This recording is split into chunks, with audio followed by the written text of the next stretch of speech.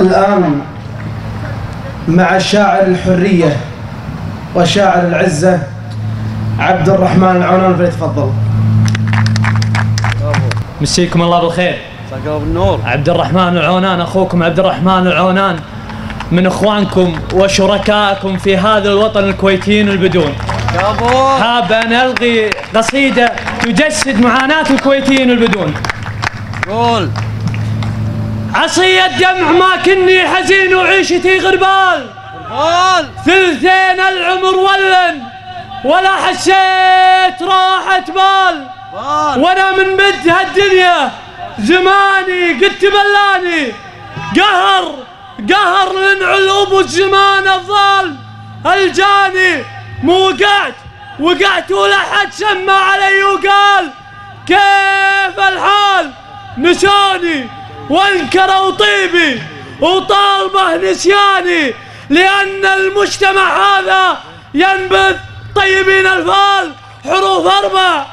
لأن المجتمع هذا ينبذ طيبين الفال حروف أربع، سبب همي حللها وتلقاني حروف أربع، بوضحهن وأولهن باء ودال، وعظيم الفكر يوم انه التيماء وداني.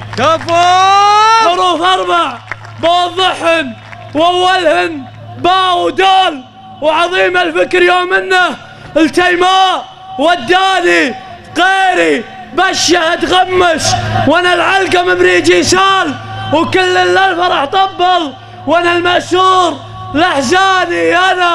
انا من جوفها نابع وكني ضاربا سلال، تبروا خوف لعديهم بني عمي وخلاني ادري للبدو عرضه ولأهل الغوص اوه يا مال، وانا ضاعت بي 2 وصرت وحداني.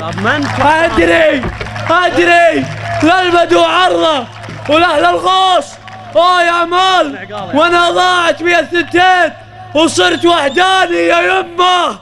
يا يمه لي امل بالله رب انزل الانفال، يسمع شكوتي منه شرى حبه بشرياني. حكيم اخو عيدة عزي والزمن قد عال. يا يمه لي امل بالله رب انزل الانفال، يسمع شكوتي منه شرى حبه بشرياني. حكيم اخو عيدة عزي والزمن قد عال. قصيدي يا بعد حي قصيدي، حول بالكويت وجول هذا العادل اللي مال منه بس عقاله طنخة ملك طنياني، وعلمه لا نشد عني، تراه اليوم يلقاني متغدي قبل وهموم ومتعشي، قهر وذلال اصوم على الشعر وافطر على شرياك. لا جاني من مثلك يا حكيم، طبق للكلام افعال. من مثلك يا حكيم، من مثلك يا حكيم طبق للكلام افعال، وحشا ما جابنا النسوان مثلك واحد ثاني، واذا فزعت ربعي بس على الجوال بترك تيمة واقعد عند ديواني.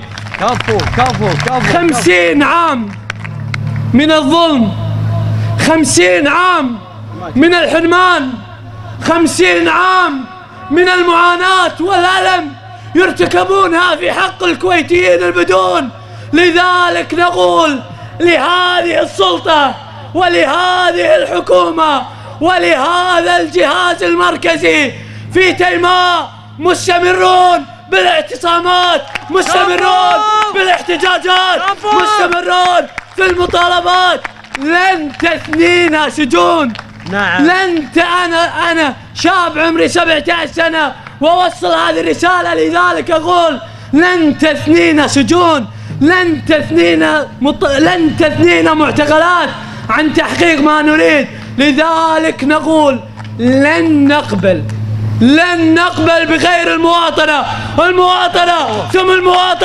ثم المواطنة وغير هالحكي ما فيه وغير هالكلام ما فيه. مواطنون، نحن الكويتيون البدون مواطنون بالولاء، مواطنون بالانتماء، مواطنون بالروح. السلام عليكم ورحمة الله وبركاته.